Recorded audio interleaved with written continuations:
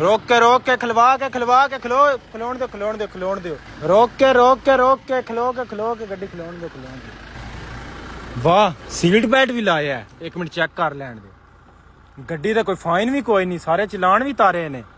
वाह तुहाडे जे पाकिस्तानियां वास्ते ना गवर्नमेंट ने ना ऐलान कीता है, ਜਿਹੜੇ ਸਾਰੇ ਕਾਨੂੰਨ ਪਾਸ ਕਰ ਰਹੇ ਹਨ ਨਾ ਉਹਨਾਂ ਵਾਸਤੇ 5000 ਰੁਪਇਆ ਨਾਮ ਹੈ।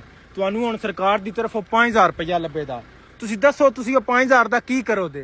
ਉਸਤਾਦ ਜੀ 5000 ਦਾ ਸਭ ਤੋਂ ਪਹਿਲਾਂ ਨਾ ਮੈਂ ਆਪਣਾ ਡਰਾਈਵਿੰਗ ਲਾਇਸੈਂਸ ਬਣਵਾਉਂਦਾ।